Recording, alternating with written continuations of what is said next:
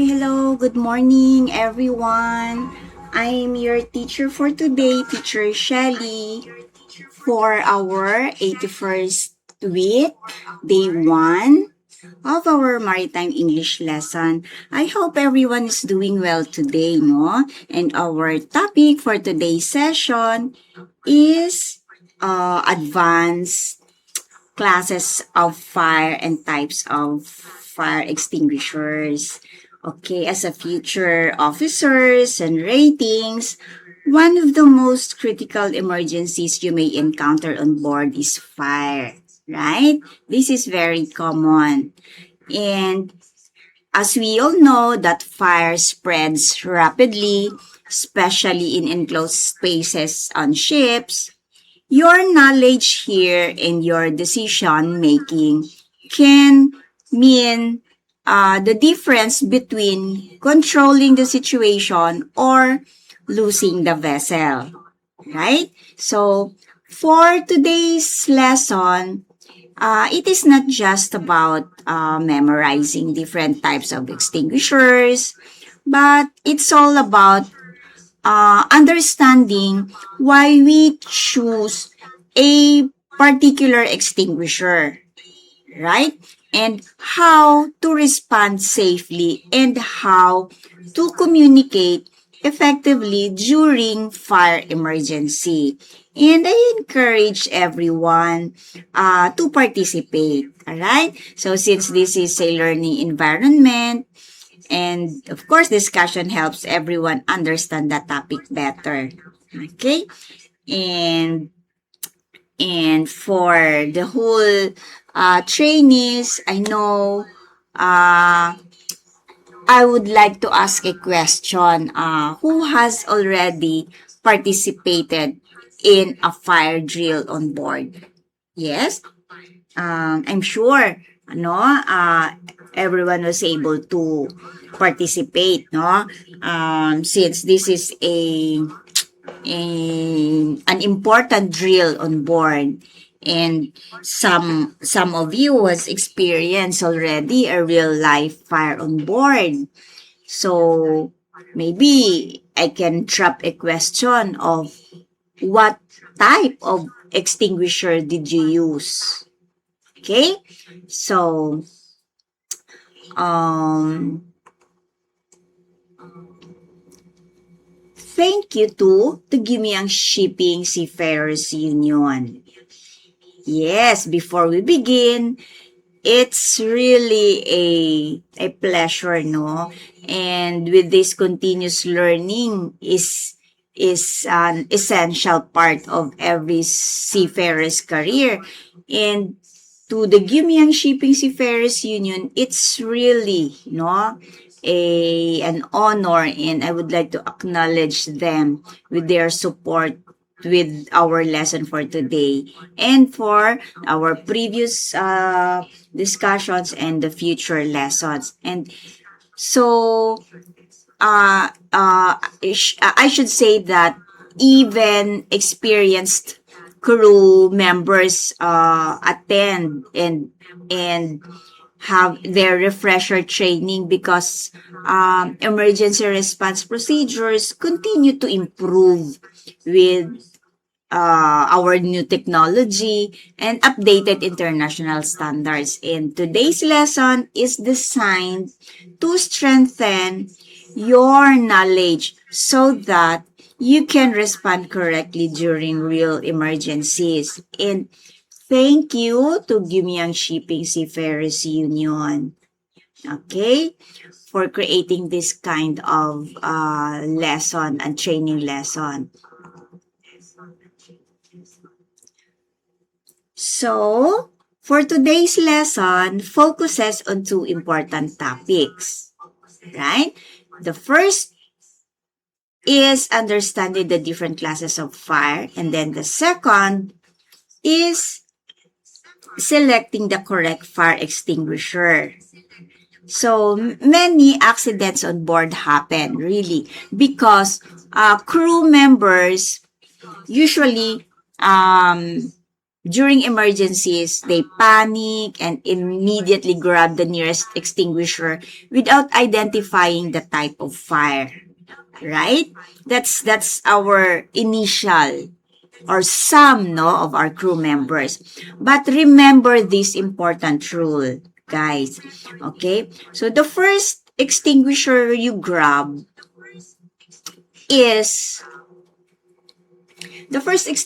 grab is not always the correct extinguisher. All right? So, a wrong decision can make the fire larger. Maybe it damaged the equipment. They injured the crew members or even caused an explosion. But by the end of today's session, you should be able to identify the correct extinguisher quickly and confidently, no? So, here, our learning objectives is very practical, actually. So, the first one, okay, it explains why selecting the correct fire extinguisher is important. Secondly, you have to recognize the dangers of using the wrong extinguishing agent. Okay, and then thirdly, you have to follow the correct decision making. Okay, the sequence during fire emergency. And then the fourth one, you apply the proper operational English when reporting fire incidents. And finally, you will analyze the different fire scenarios and recommend the appropriate extinguisher. Okay? Now, you notice that only one objective is about equipment.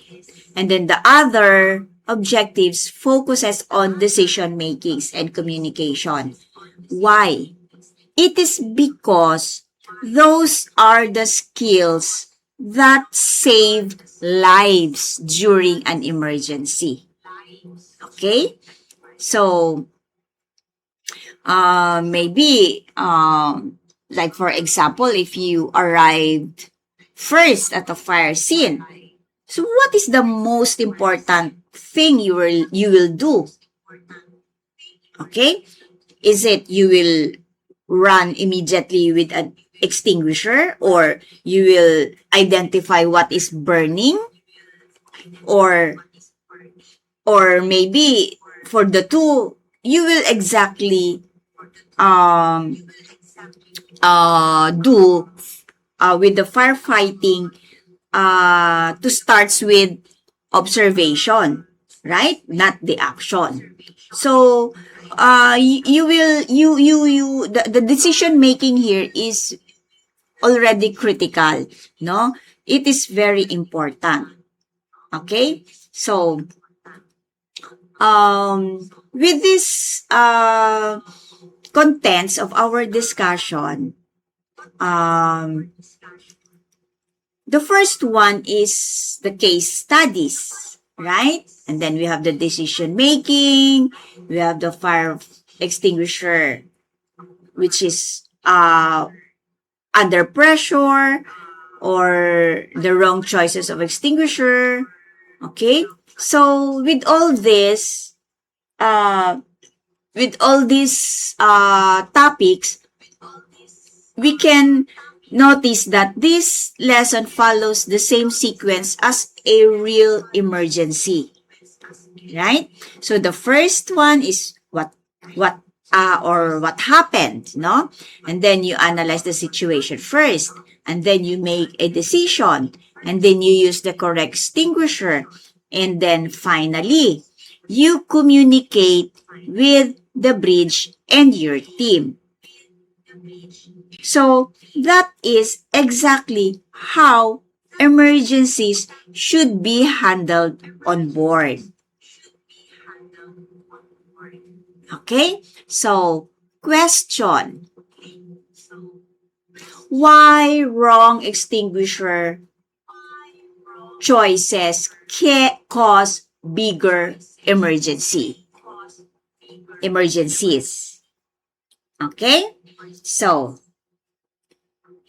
I want you all to remember one sentence. Using a wrong fire extinguisher can make a fire worse. Okay, so many people believe any extinguisher will stop any fire. Right? That's the very common knowledge of everyone. Okay. So I would like to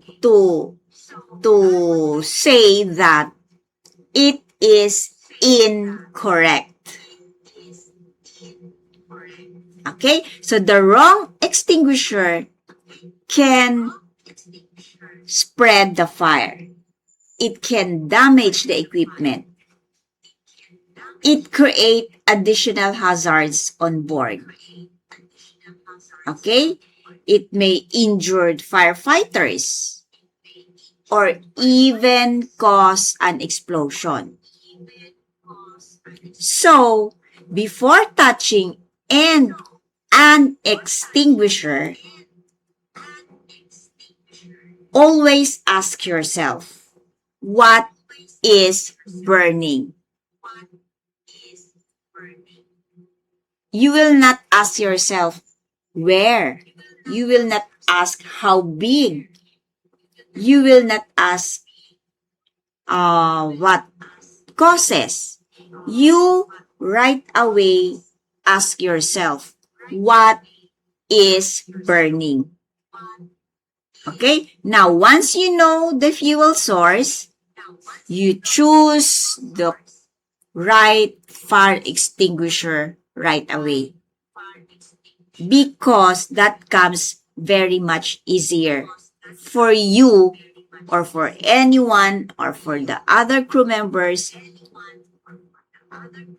to put out the fire. Okay? Now, like for example, if an electrical panel is on fire, okay, can we use water? Electrical panel is on fire. Can we use water? Of course, it's a no-no. Okay? Why not?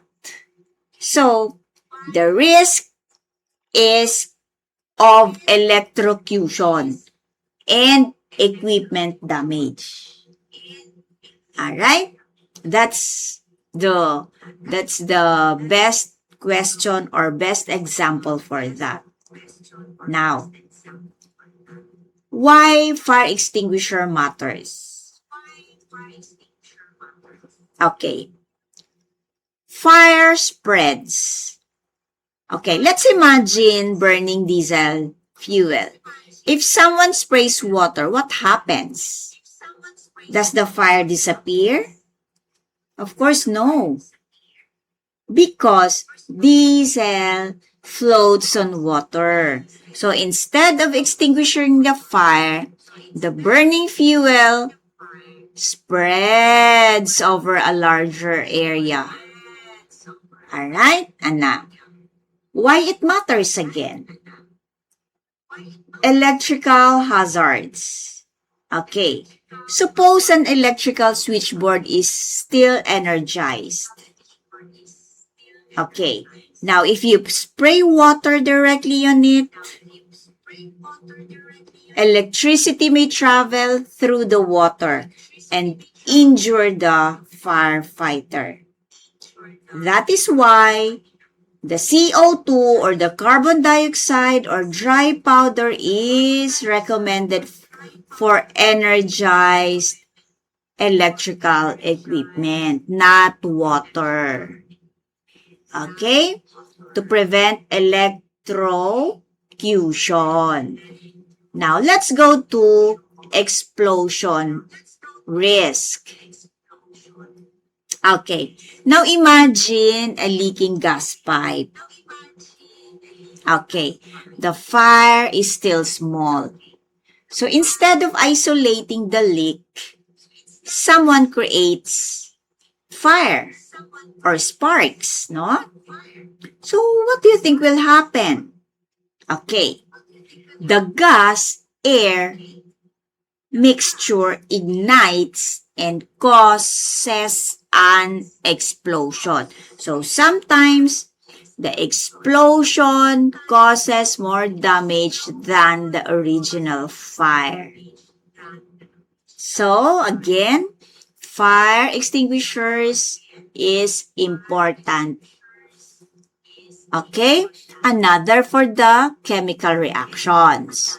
Okay, with the chemical reactions, some combustible metals react violently with water, right? So instead of extinguishing the fire, the water now creates hydrogen gas and extreme heat, right? So that is why the Class D fires require a special dry powder for this type of situation. Now, for here, what do you think is the most important lesson in this slide?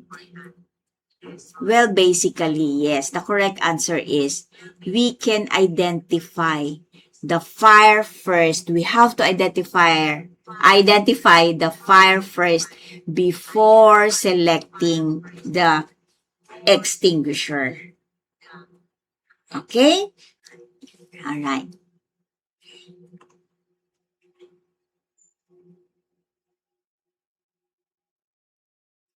So this one is probably the most important slide in today's lesson. So every professional firefighter follow this sequence. Yes. You will observe, you will look around. What do you see? Or do you see smoke? Do you see flame? Can you feel the heat? Are there injured or victims? Okay, you observe if there's an escape routes. Okay, so next is you identify what exactly is burning. Is it an electrical equipment? Or is it a fuel oil? Or maybe a cooking oil? Or a paint? Or maybe a machinery? So identifying in decision making is important. Okay, and then you will classify. Okay, what class of fire is this? Is it class A? Is it B, C, D, or K? Okay, and then that's the time you will use the what type of agent. You choose what agent. Now you will now select the proper extinguisher to use. And then you attack. Okay? Only attack if it is now safe. Okay? Always maintain an escape route. Alright? And then never let the fire block your exit way. Okay? And then the last is you report. Finally, report everything to the bridge. Your report now should include location, the fire class, what did you do, the actions taken, and what is the current status. Now, question, what happens if nobody reports the fire status? Okay, This question is very critical or crucial. Of course, the bridge cannot make the correct decision if you will not report to the bridge. Alright? So this topic is crucial. Okay? One of the most important part of the lesson. Alright, let's go to, yes, for the lesson scenario. So let's analyze this real scenario here. There is an electrical cabinet catches fire, and at the same time, the fuel now is, or the fuel oil is leaking nearby. So imagine, you are the first crew member to arrive. Alright, what will you do? Okay, there are actually two hazards here. The leaking or the fuel leaking oil or the leaking fuel oil, and the electrical cabinet is on fire. Okay. So, this electrical cabinet is the ignition source, meaning this is the source. And the leaking fuel is the escalation hazard. So, as we see here, the correct response is to isolate both hazards immediately. However, preventing the fuel leak from spreading is the first priority because it can rapidly increase the size of fire in this scenario. Right? So, only after isolating the electrical power should you attack this one, the electrical cabinet, using the correct fire extinguisher. Alright. So, can anyone tell me which is the extinguisher you should use for the electrical cabinet? Oh, I heard someone saying carbon dioxide or dry powder. Yes, that is correct. So you will use a dry powder or a carbon dioxide or a CO2 in this scenario. Alright? Okay. Okay, for the decision matrix, this is your quick reference guide. Yes. So, let's review it together, alright? We were able to discuss this one from our previous lessons, but I would like to discuss it again because this is very important. So, for the electrical fire, CO2 or dry powder. Okay? Never use water. And then for the fuel fire, use the foam or dry powder or the CO2. Okay? And then for the metal fire, of course, you use class D or dry powder only. And then for the cooking oil, you use the wet chemical or the fire blanket. Never use water. Alright, and then for the confined spaces, fire, you follow emergency procedures, you isolate the area, and prepare fire extinguishing system is required, or the fixed systems, the CO2, high expansion foam, and the team. Alright?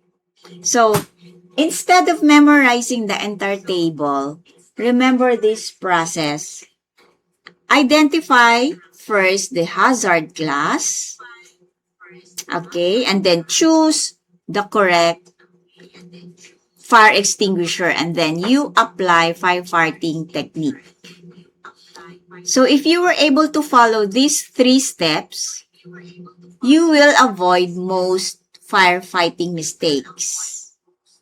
Okay? So always remember this decision matrix, especially the hazard class and what is the primary fire extinguisher to use. Okay? And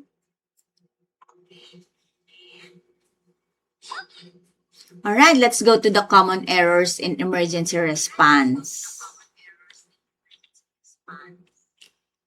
Now that we have already understand how to use the correct fire extinguisher, let's discuss the mistakes or the errors that the crew commonly make during emergencies. So, actually, many accidents on board are not caused by the fire itself. They are caused by poor decisions and made under pressure, right? And even experienced seafarers can make mistakes if they panic. So today, we will look at 4 common errors and learn how to avoid them. So, with your own knowledge, what is the biggest mistake a firefighter can make during emergency? Okay. So, some say that they panic. Second is lack of knowledge. That is why on board you do firefighting drills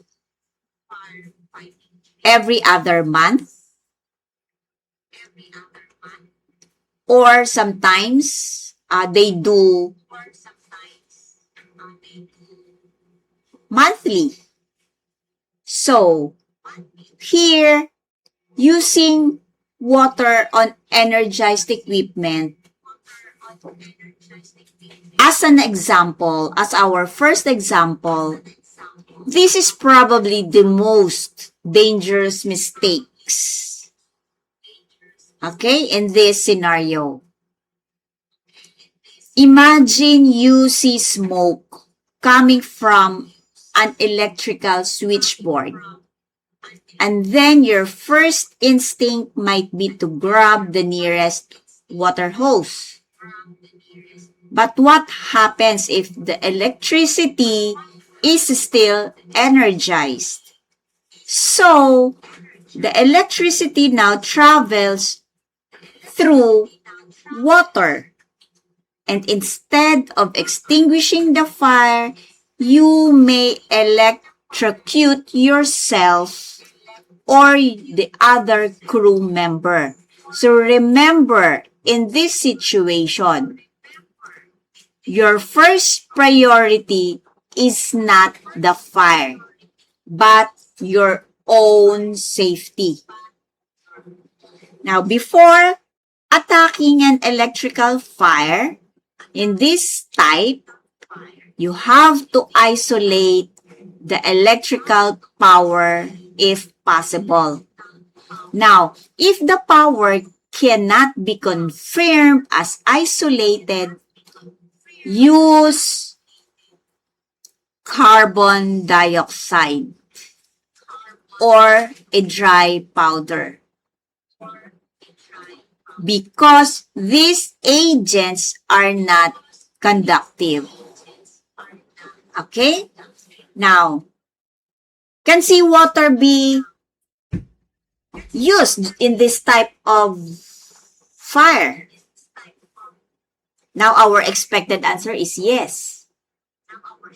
But since seawater is highly conductive because of the dissolved salts, never use see water on energized electrical equipment. Never use. Okay? Second example is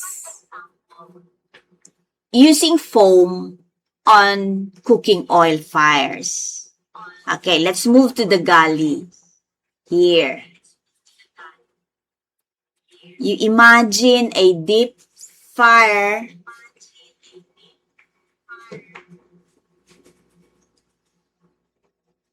Imagine a deep fire catches a fire. So someone quickly grabs a foam, no? Extinguisher or sprays water. And what will happen? So the water inside the foam sinks below the oil. Okay? Now, the temperature of cooking oil is extremely high. So often above 300 degree, no? Celsius. So when water reaches the bottom of the fryer, it instantly turns on. It instantly turns into steam, and steam expands approximately around 1,700 times, no, its original volume. So this violent expansion throws boiling oil into the air. So it spreading fire across now the galley. So this is called a boil over. So the correct extinguisher you should use is a wet chemical extinguisher in this type of fire, which creates a protective soapy layer over the oil. Okay? So, also, a fire blanket may also be used for small pan fires only. But in this type of fire, which is a big fire, you use a wet chemical. Okay? Wet chemical. Okay, because it forms a saponified soapy layer on top of the oil. Alright? So, next. So, alright, like entering a hazardous area without a backup. Okay. Imagine your friend is trapped inside a smoke-filled compartment. Without thinking, you run inside because that is our first instinct. Is it called a bravery? Of course, no. That is a dangerous mistake. Firefighting is a team operation, not a solo operation. Okay? Smoke contains toxic gases, really, such as carbon dioxide. Within seconds, no, you can lose consciousness and you will die. And then what if you collapse? Who will rescue you? So no one. So that is why this is a team, no? 2 in or 2 out rule. There's two crew members inside and there's a 2 crew members outside. So at least 2 different firefighters enter together while another team remains outside. 2 with a fully equipped and ready to rescue team if it is necessary. So never enter a dangerous compartment alone. Please, no. Do not. Okay? So, okay. Question, what breathing apparatus should firefighters wear before entering a smoke-filled compartment? Okay, of course, the self-contained breathing apparatus. The what we call the SCBA, remember? The self-contained breathing apparatus. This one, SCBA.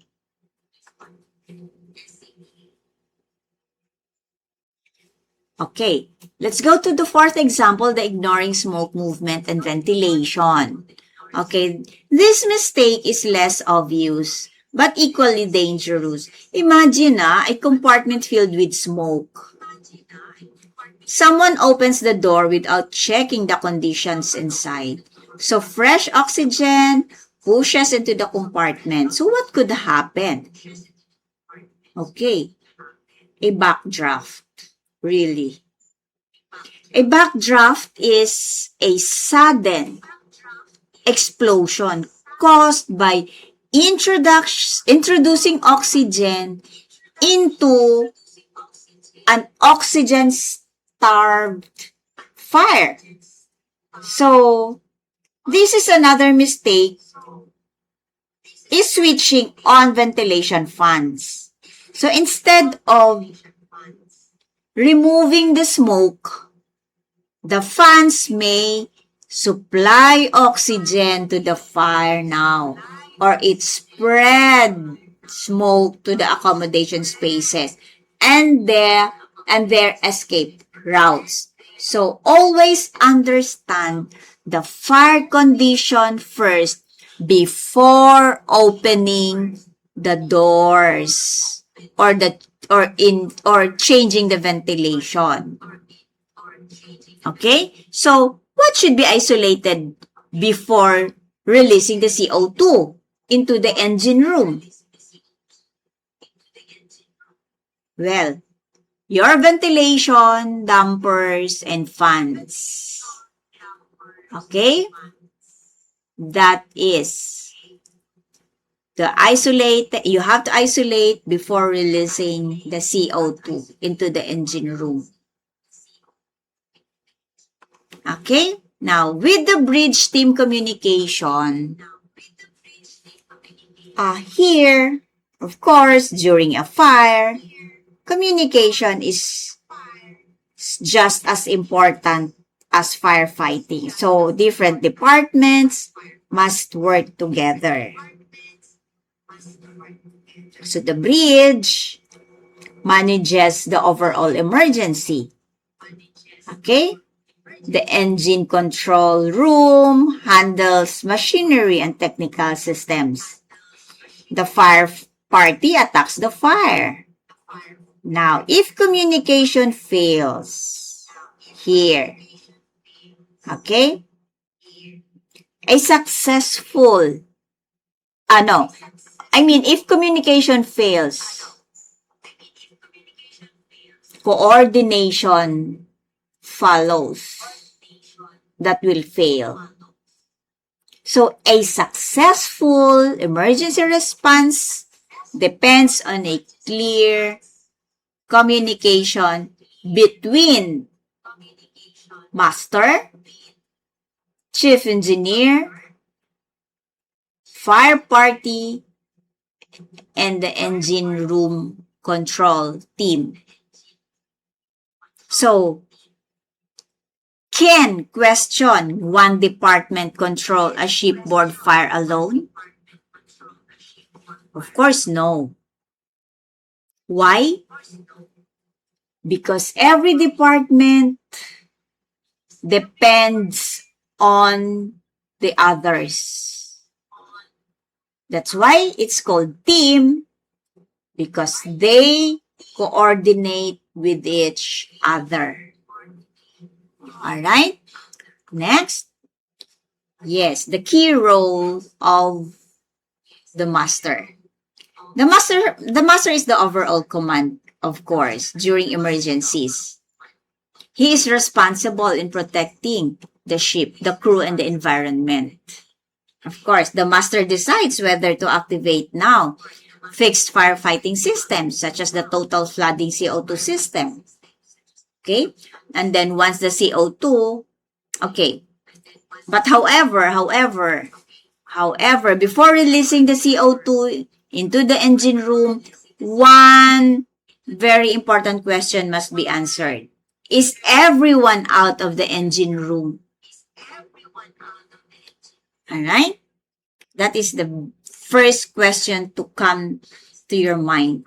Is everyone out of the engine room? Why? Because CO2, as I said, can cause suffocation, You can collapse anytime if you are in a confined spaces. Okay? So, crew members maybe, no, still inside the engine room. So, the master cannot release the order or the instruction to use CO2. Next is the key role of the chief engineer. Okay, chief engineer is the technical leader during the machinery, of course, space emergencies. No, he is responsible in stopping the fuel pumps. He is responsible in shutting the quick closing valves, in isolating the electrical power, and ensuring the machinery is safely secured. So the chief engineer has also a big responsibility in the engine department. Okay? Then next is the fire party leader. Okay?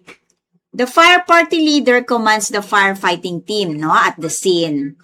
Okay. Now, he continuously, excuse me, reports the fire conditions, the visibility, the temperature, the team safety, and the progress, of course.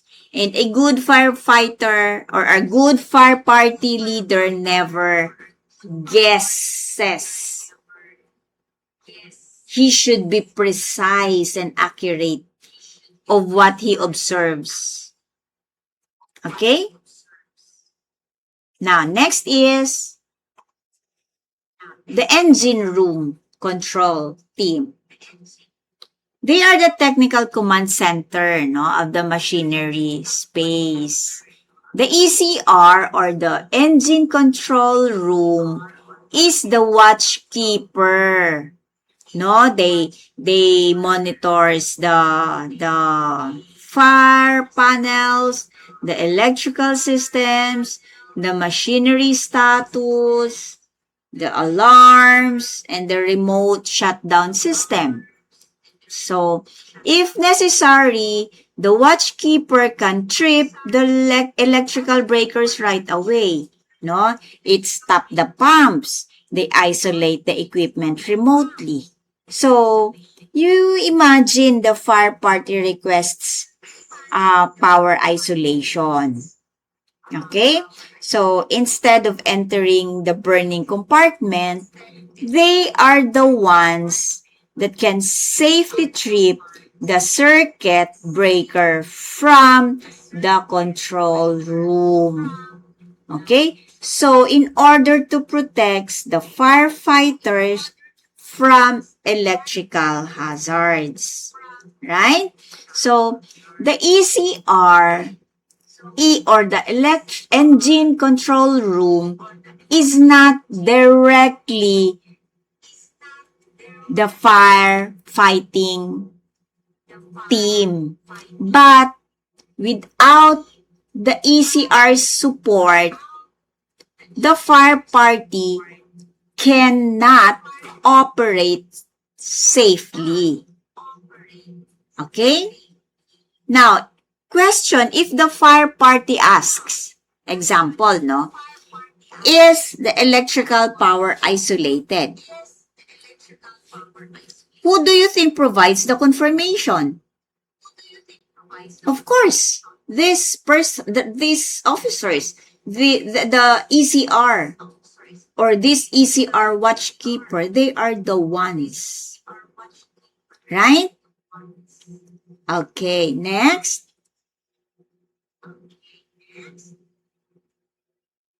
Now, we're moving from fire extinguishers to fire behavior. Okay? Before you can fight a fire, you must understand first how the fire behaves.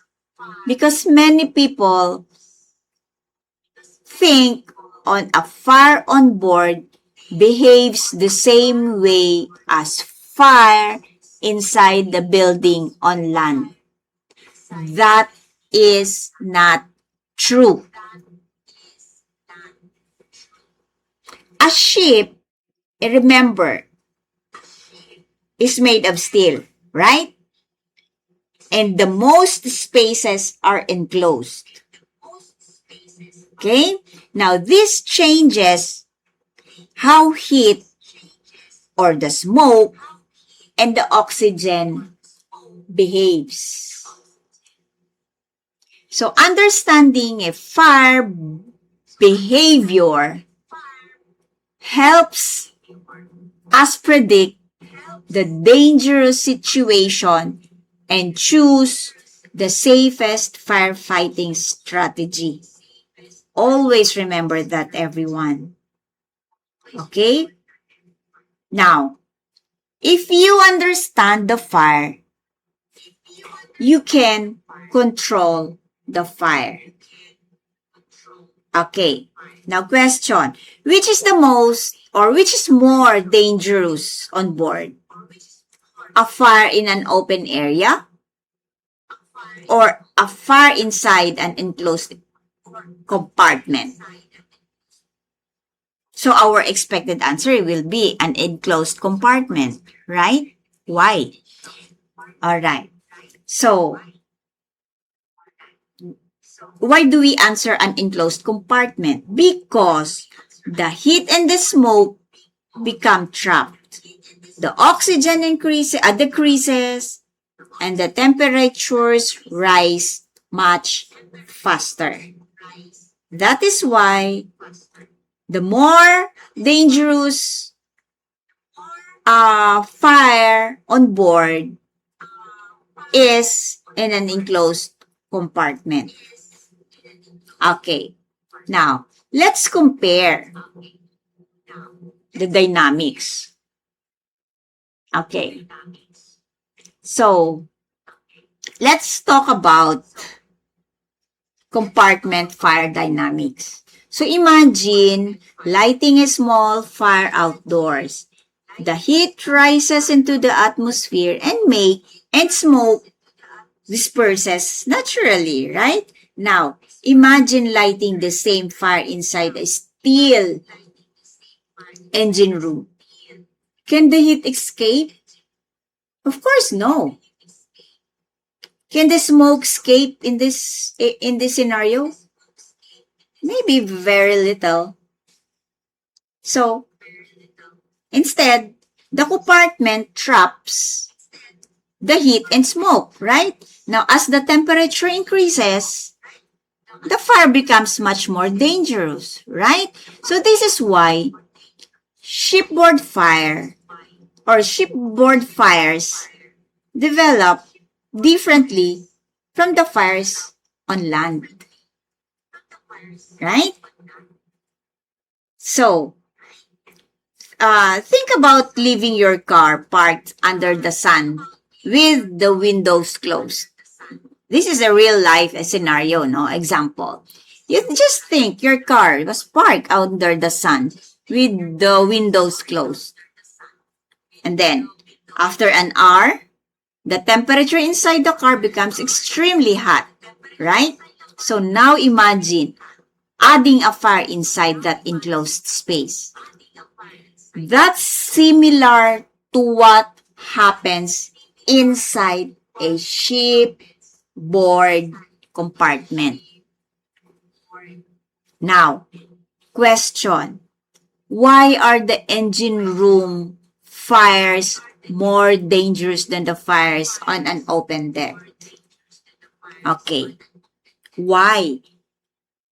So, because the fire here occur in an enclosed spaces where heat and smoke cannot escape. Alright?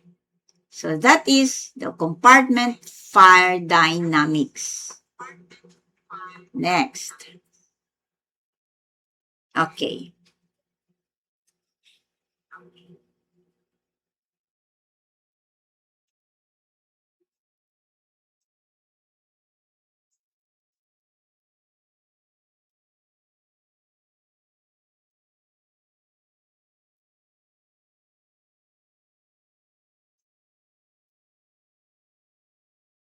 So why shipboard compartments are unique? So this slide summarizes why fires on board are so dangerous. Okay? So there are 3 reasons. First is the thermal box effect. And then we have the thermal stratification. And then we have heat, we have oxygen depletion. So that's why they are unique.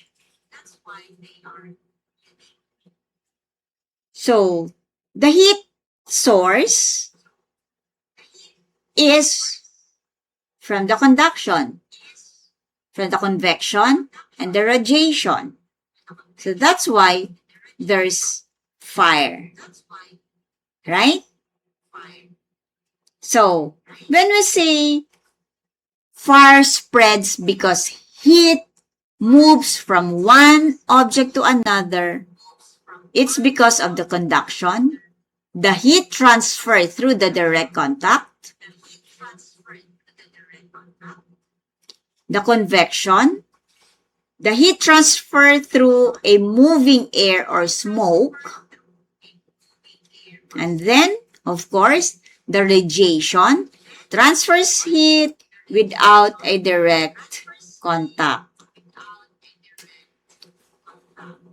So that's how heat travels, no?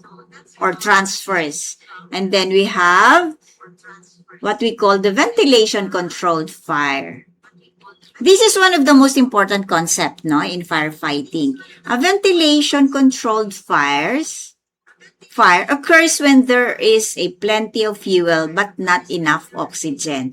Here, the flames may become smaller or even disappear.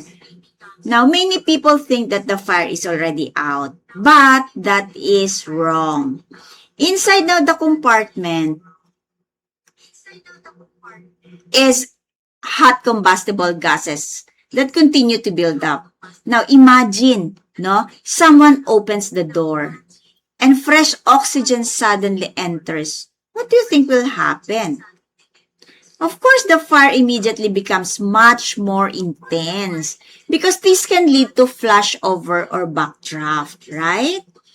Now, like for example, let's have a scenario. Now, example, no, from everyone. If you blow gently on a charcoal while cooking barbecue, what happens? Isn't it that the charcoal burns brighter? But why?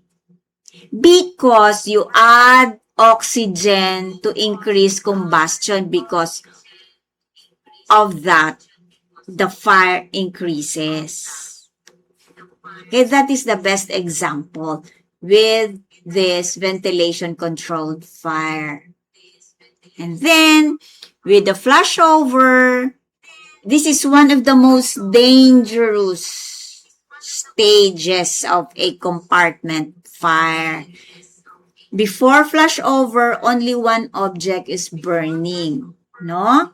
And as the temperatures continue to rise, every combustible object inside the room reaches its ignition temperature.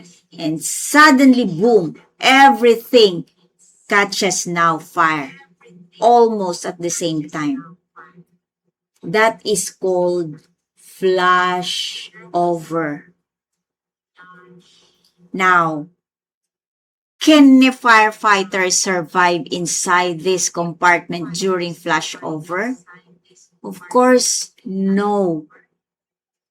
Temperatures during flashover can sometimes exceed up to 600 degrees Celsius, making survival impossible. So we have to warn, or we have to check the warning signs. If there's an increasing heat, there's a thick black smoke, the smoke is lowering now towards the floor, there's a small flames appearing in the smoke layer, please do not attempt to go inside because it's so dangerous. Alright? Now let's talk about the backdraft. Many people confuse backdraft with flashover, but they are both different. A backdraft occurs when a compartment has a very little oxygen only. But still, the temperature remains extremely high. And there's also a large amounts of flammable gases that is accumulated in this type of fire. Now, imagine someone suddenly opens the door. So, fresh oxygen rushes inside, right? So, the gases ignite instantly. Then, the result is, of course, a violent explosion. Okay, question, what do you think is the cause of a backdraft? Well, a sudden introduction of oxygen into an oxygen-starved compartment is the cause of a backdraft actually. Okay? So, for the advanced firefighting agents, so far we've discussed already portable extinguishers, we've already discussed about the different classes so far. Now, let's look at advanced firefighting systems used on a modern vessels. Because today's ships, as we all know, they carry, or the ship carries sophisticated suppression systems already, no? To protect the machinery spaces, like the electrical rooms, the cargo holds, and other sensitive equipments. Now these systems, okay, are designed to extinguish fires quickly while minimizing the damage to the ship. So again, can water safely extinguish every type of ship fire? Of course, no. Right? As what we have learned earlier. That's why different fire extinguishers or extinguishing agents are installed on board. Okay? Now, one is the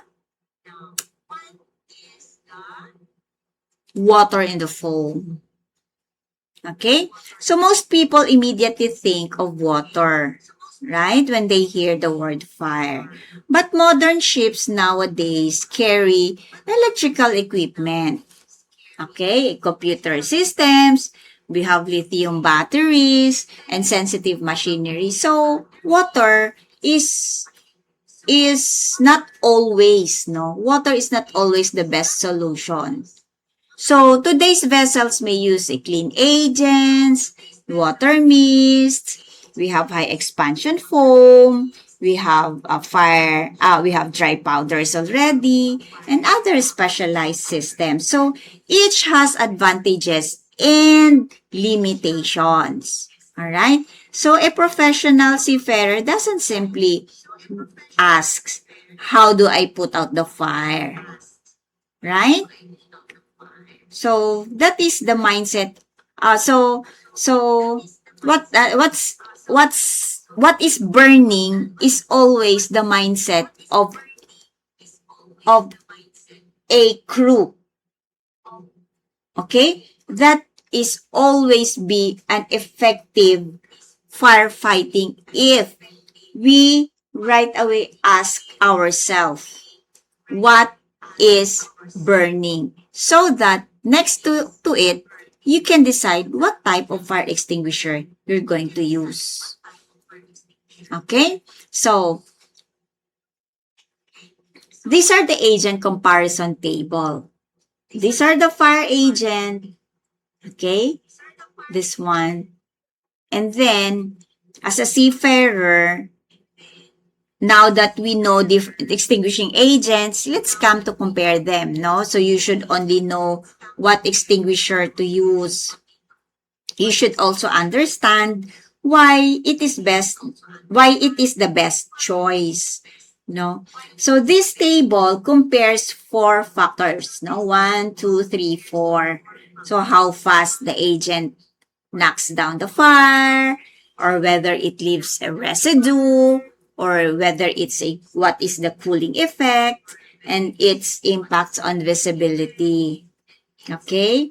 So when we say clean agents, this one, it leaves no residue.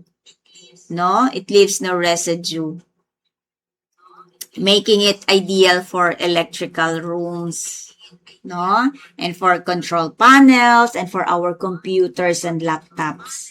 And then for the water mist, it provides an excellent cooling effect. And for the high expansion foam, this is excellent for flooding enclosed spaces like the machineries. Okay, and then for the dry powder, this is a very fast at knocking down flames, really. Okay, so a clean agents, this one, these are the different types, no? So there are FM200, the Novec, and this one. So they have different functions, no? The 3, okay? And then we also have the water mist, what we call, there are also 3 ways, no? On how to control. Okay, we have the rapid cooling, we have the oxygen displacement, and the radiant heat reduction. And we also have a compressed air foam, right? We can produce foam differently from ordinary foam, right? So how it works, we have what we call the better adhesion. For the explanation to that is we have foam structure, and there are also tactical benefits. Okay? And we also have high expansion foam. Okay? Which expands approximately 200 to 1,000 times, no? From its original volume. Alright? And if we have high expansion, we also have low expansion here, which behaves differently also. Okay? And we have the dry powder. Okay. So there isn't just one type of dry powder. There's BC, there's ABC, and you have the D. Okay? And for the firefighting on special shipboard spaces, every location on board presents different hazards, right? So a galley fire is different from the engine room fire. As we all know that, okay, a cargo hold fire is different also from a paint lacquer fire. So as a firefighters, we must adapt our tactics depending on the compartment. So the next several slides now are special situations like the ro-ro deck fires, no? Present a unique challenges. Okay? We also have what we call the cargo hold fires. Okay? This is the most difficult shipboard fires because the fire here is usually hidden and we cannot always see the flames.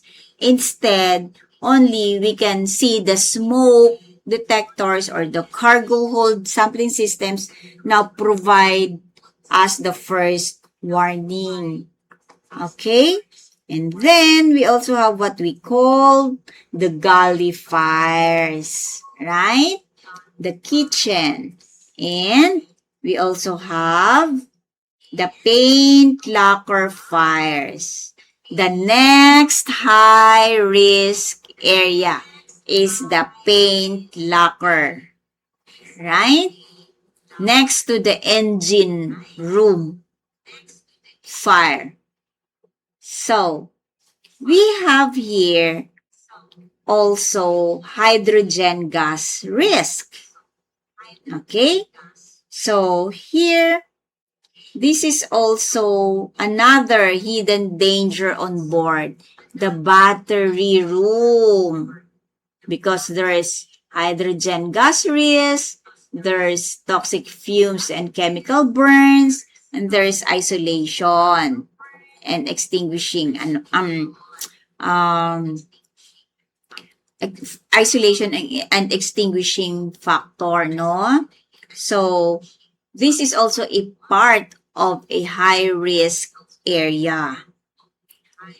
And we also have the engine workshop fires. The engine workshop fires is another location with multiple ignition sources.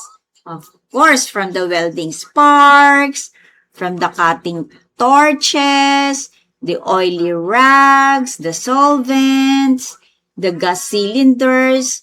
So, one important rule during hot work is good housekeeping. Alright? Now also, we also have a laundry fires. Yes, the laundry room may seem safe, but fires occurs here often than many people realize. Why? Because there are two common causes here. The lint buildup inside the dryer vents and the oil-contaminated towels that was placed directly into the dryers, and the lint is highly combustible.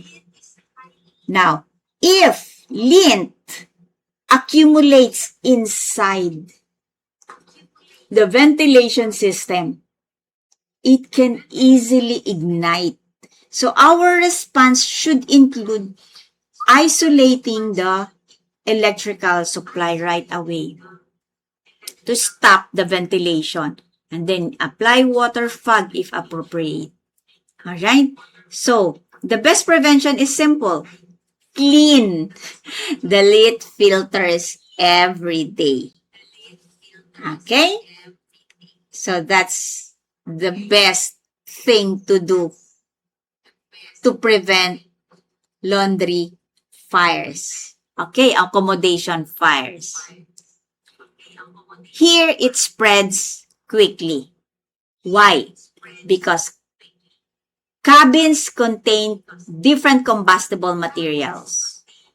Your mattresses, the curtains, the furnitures, your cloth or clothing materials, and your electrical appliances like your laptops. Okay? So, this is also a part of a common accommodation fires.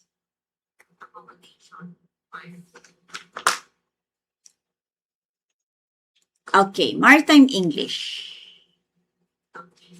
So far, we've discussed firefighting techniques already, right? Now let's discuss communication.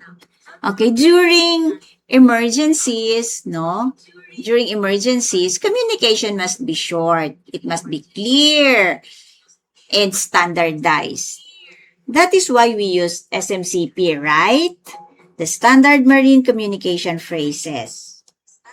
And a good communication prevents misunderstandings and speeds up emergency response. Okay? So, SMCP is very important. Okay, let's go to the standard fire commands, the operational English. Okay, so this one, the standard commands, you attack, withdraw, boundary cooling, and ventilate. Okay, and then we'll go to the reporting, fire progress. You have to report fire under control, the fire is out, whether the smoke condition is light already, and then the boundary temperature, you have to report also that. And then you have the precise location reporting.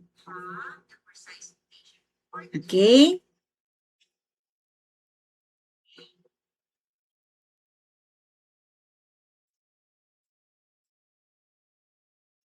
So we have the precise location reporting.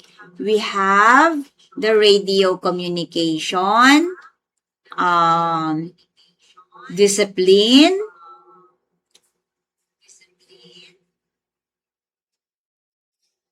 So you have to mention the call signs and identify the vessel. You read back the obligation and the brevity and pace.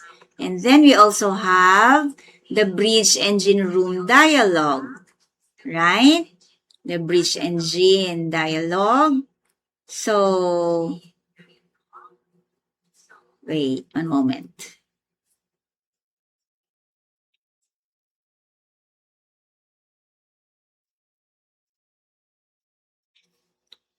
So the bridge engine room dialogue. So there should be a continuous communication with each other. And also, we have the master to fire party detective, right? So the fire party, which is the master will conduct a info or a call to the fire party in order to instruct whether what fire extinguisher to use, no? Especially in the engine room department. Okay, and then we have the emergency debriefing. Okay, of course, after the scenarios, the fire emergencies, we have to conduct an emergency debriefing. Okay, and then let's go to the question and answer. Okay, so for question number 1, okay,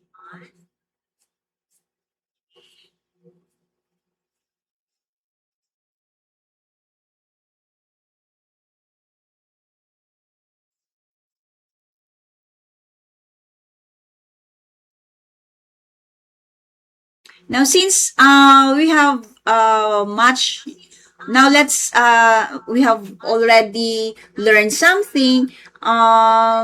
I hope everyone can follow, no, the lesson, and then we'll try to answer these questions, no, with a correct, of course, answer. So what should be done first when a fire alarm is confirmed? Okay, what do you think? Okay, you have to raise the alarm and communicate clearly. All right, and then for question number 2, we have which foam type is most effective for Class B fires involving flammable liquids? Okay, it's letter C. It's AFF, the aqueous filled forming foam, right? So that is our answer. So next is, what is the primary advantage of a low expansion foam?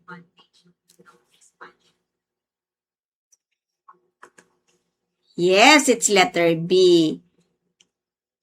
It provides a stable blanket that suppresses vapor, right? So for number 4, Which dry powder type is suitable for Class D fires? So what do you think is the correct answer for that? It's special dry powder, of course. And for number 5, what information makes a fire progress report useful? Yes, it's the exact observations such as smoke and temperature. That is the information that makes the fire progress report useful. Okay, and number 6, what is the main fire hazard on a railroad deck? A rapid fire spread between vehicles. All right, and then what is the purpose of boundary cooling? Okay, it prevents heat transfer to adjacent spaces. Okay, and what does an electrical chief engineer do? Advise the master in the machinery status. Yes, that's his basic role. Okay, so which communication style is emphasized throughout the presentation? Standard, maritime English, and read back. That's why we are having this lesson. And thank you to the Gimyang Shipping Seafarers Union for this, right? Because of the standard maritime English and read back. Okay, next, last question. What type of fire extinguisher should you use in galley? It's very easy. It's class C, K or F. All right. So, that's our last question for today. Now, thank you everyone. Thank you so much. Now, that brings us to the end of today's lesson, right? And I would like to thank each of you for your participation and attention. And remember this always, everyone, that fire is one of the greatest dangers at sea. Unlike on land, no, help is not just a few minutes away. So when a fire breaks out on board, the crew becomes the first and most important emergency response team, right? Now, the knowledge you've learned today is more than just preparation for an examination or a training certificate. It is just more than, no? It is a preparation for protecting lives, our lives on board, your vessel, your cargo, and the marine environment, right? So always remember these 5 key lessons. First, identify the type of fire before taking action. Second, you choose the correct extinguishing agent. Wrong extinguisher can make the situation worse, right? Third, always protect yourself and your fellow crew members.